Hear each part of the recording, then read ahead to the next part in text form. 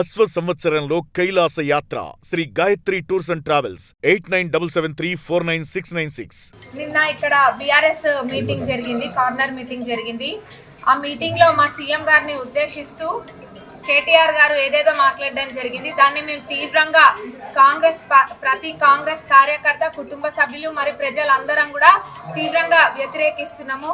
ఎందుకంటే ఏదైనా మాట్లాడేటప్పుడు మర్యాద పూర్వకంగా మాట్లాడడం ఎవరికైనా కానీ బాగుంటుంది. మరి ఒక సీఎం గారి హోదాలో ఉన్న మనిషిని పట్టుకొని ఏదేదో మాట్లాడినరు. అట్లా మాట్లాడడం అనేది అస్సలు మంచి పద్ధతి కాదు. అంటే మీకు మా సీఎం గారు ఎప్పుడు ప్రజల మధ్యలో ఉంటూ, ఎప్పుడు పగలు రాత్రి తేడా లేకుండా, ఏ రోజు కూడా విశ్రాంతి లేకుండా ప్రజల మధ్యలో ఉంటూ ప్రజాపాలన చేస్తున్నందుకు ఓర్వలేక ఇవన్నీ మాట్లాడుతున్నట్టుగా మాకు అనిపిస్తుంది. మీలాగా ఫామ్ హౌస్ పాలన చేసి అవి ఆర్ఎస్లు అనుకుంటా వెళ్ళలేదు మా సీఎం గారు. ఎప్పుడు కూడా ప్రజల మధ్యలో ఉంటూ సమస్యలు తెలుసుకుంటూ ఎట్లా ఈ అప్పుల ఊవిలో ఉన్న ఈ రాష్ట్రాన్ని ఎట్లా మిగులు బడ్జెట్గా ఎట్లా మారవాలి మళ్ళా అని చెప్పే ఆలోచనతోటి మా సీఎం గారు ఏదైతే మాట ఇచ్చిండ్రో అన్న మాట కట్టుబడి మొత్తము ఏవైనా ఇప్పుడు గెలిచిన 2 రోజులకే ఉచిత బస్సు ప్రయాణం పెట్టడం జరిగింది. 200 యూనిట్ల కరెంట్ అయినా, ఆరోగ్యశ్రీ పరిమితిని 5 లక్షల నుంచి 10 లక్షలకు పెంచడం అయినా, అట్లనే మహిళలకి వడ్డీ లేని రుణాలు ఇవన్నీ కూడా ఇస్తున్నారు. సన్న బియ్యం ఆ రోజు చెప్పినామా? ఎమ్మెల్యే ఎలక్షన్ల ముందు మా సీఎం గారు చెప్పిండ్రా? పేద ప్రజలకి తినే తిండి దగ్గర ఉన్నోడికి లేనోడికి ఏం తేడా ఉంటుంది? 10-15 ఏళ్ల కింద తినేటోళ్ళు కానీ ఇప్పుడు ఎవరు కూడా దొడ్డు బియ్యం తింటలేరు అని ఇస్తే ఈరోజు అందరు కూడా తినేటప్పుడు తృప్తిగా కాయ కష్టం చేసేది బుక్కడు బువ్వ తిననికే, ఆ బుక్కడు బువ్వ ఈరోజు తృప్తిగా తింటున్నామంటే ఈ చేయి పార్టీ చల్వా అన్నది ప్రజలు ఎవరు కూడా మర్చిపోలేదు. మరి మీకు పదవులు లేకపోతే మీ అందరికి అంత ఫ్రస్ట్రేషన్ వస్తుందేమో. గౌరవ ముఖ్యమంత్రి గారిని పట్టుకొని అన్ని మాటలు అనడం అనేది మటుకు నేను చెప్తున్నా అసలు సంస్కారమే కాదు. ఎన్నడూ కూడా మేము ఎప్పుడు అట్లా మాట్లాడలేదు. ఈ నియోజకవర్గానికి వచ్చి మాట్లాడడం అన్నది మాకు అందరు కూడా చాలా బాధాకరము.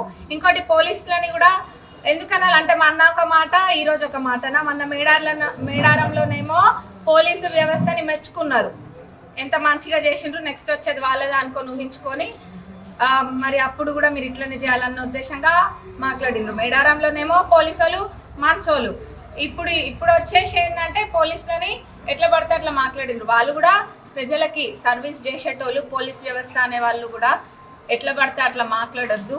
మరి నిజమే వాళ్ళకి, ఎందుకంటే వాళ్ళు ఉన్నప్పుడు అట్లా చేసిండ్రు కాబట్టి వాళ్ళకి ఇప్పుడు కూడా అదే వ్యవస్థ నడుస్తుందన్న భావం ఉండడంలో తప్పేం లేదులేండి. వాళ్ళు ఉన్నప్పుడు పోలీసు వ్యవస్థనే మొత్తం అల్లకల్లోలం చేసిండ్రు.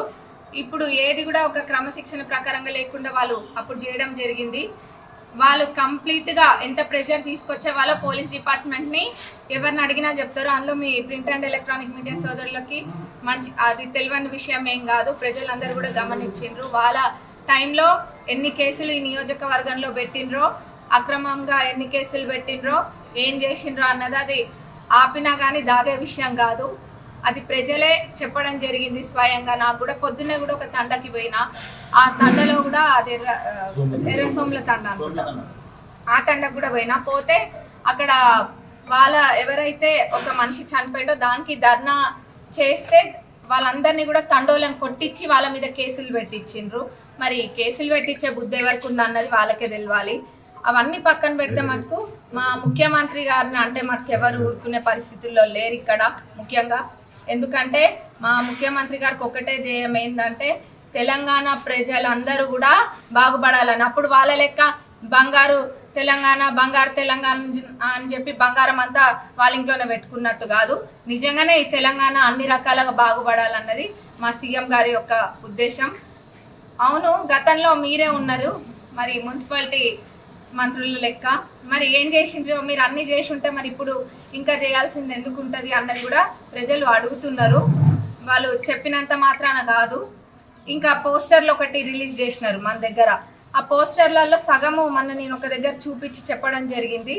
మనం వచ్చినాక ఏదైతే మనం శంకుస్థాపన చేసి ఇనాగ్రేట్ చేసిన ఉన్నాయో వాటి గురించి కూడా మాట్లాడుతూ ఉన్నారు. ఇవన్నీ ట్యాంక్ బండ్ గురించి కూడా పొద్దున అదే తండలో మాట్లాడుతుంటే విన్నా. ట్యాంక్ బండ్ కంట 4 కోట్లు పెట్టినారంట. మరి 4 కోట్లు పెడితే 8 ఏళ్లలో ఒక మంత్రి హోదాలో ఉండి కూడా అది ఎందుకు కాలేదని అడుగుతున్నాము. ఆ ట్యాంక్ బండ్ పిల్లర్లు లేపు వదిలేసినది అందరికి, తొర్రూరు ప్రజలందరికీ కళ్ళు లేవా, కనిపించట్లేవా? అదైతే నేను అబద్ధం చెప్పేది ఏం లేదు కదా. దానికి 5 కోట్లు TUFIDC నుంచి పెట్టి ఏదైతే మీరు వేసిన చిక్కుముడు ఉందో, మీరు మీ కాంట్రాక్టర్ గారు చేసిన ఘనకార్యం ఉందో అదంతా సెట్ చేసుకొని ఇప్పుడు దాన్ని ఒక ఆకారంలోకి తీసుకొచ్చి మళ్ళీ 5 కోట్లు పెట్టడం జరిగింది దానికి. ఇట్లా ఇంకా చెప్పుకుంటా పోతే ఎన్నో ఉన్నాయి. వీళ్ళకి మహిళలు బస్ ఎక్కిపోతుంటే కూడా ఓర్వలేరు బీఆర్ఎస్ వాళ్ళు. మహిళలు మంచిగా బాగుపడుతుంటే కూడా ఓర్వలేని గుణం. ఫ్రీ బస్ ఎందుకు పెట్టాలి, అది ఎందుకు పెట్టాలి, ఇది ఎందుకు పెట్టాలని. అది తెలంగాణ ఆడబిడ్డలకు ఎక్కడ ఆపద వచ్చినా కానీ వాళ్ళకి సంకోచించకుండా ఎక్కడ ఆపద వచ్చినా ఎటైనా వెళ్ళడానికి భరోసా కల్పించిండ్రు రేవంత్ అన్న. మరి ఎంతసేపు మా ముఖ్యమంత్రి గారినే టార్గెట్ చేస్తూ ఉంటారు. ఎందుకంటే వాళ్ళు చేయలేని పనులన్నీ కూడా మా ముఖ్యమంత్రి గారు చేస్తున్నారు కాబట్టి, ఎక్కడ విశ్రాంతి లేకుండా ప్రజల మధ్యలో ఉంటున్నారు కాబట్టి మా ముఖ్యమంత్రి గారు అంటే వాళ్ళ కుళ్ళు అదొక్కటే కనిపిస్తుంది ఇక్కడ. మరి తప్పకుండా ఇక్కడ తొర్రూరు గడ్డ మీద కాంగ్రెస్ జెండా ఎగరేయబోతున్నాం. అందులో ఎటువంటి అనుమానం లేదు. మీరు ఎన్ని అవాకులు చెవాకులు వేలినా అది ప్రజలందరూ కూడా గమనిస్తుండ్రు. మరి ఇంకేందో అంటున్నారంట, ఇక్కడ అత్త కోడలు బాగుపడ్డది తప్ప రాష్ట్రంలో అత్త కోడలు బాగుపడ్డది కానీ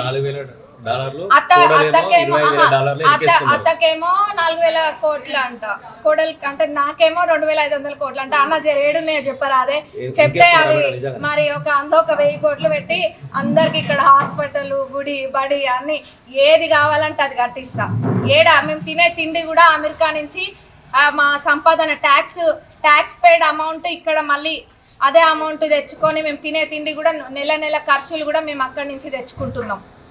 అది ఇక్కడ మాకేం బిజినెస్లు లేవు, అన్నీ కూడా అక్కడున్న బిజినెస్లలో ట్యాక్స్ పెయిడ్ అమౌంట్ తెచ్చుకొని ఇక్కడ బతుకుతున్నాం మేము. ఇక్కడ బిజినెస్ లేదు, ఇక్కడ ఏమి మీ లెక్క దందాలు చేసుడు అయితే మాకు అది ఆ థాటే ఉండదు, అది ఎట్లా ఉంటుందో కూడా తెలియదు.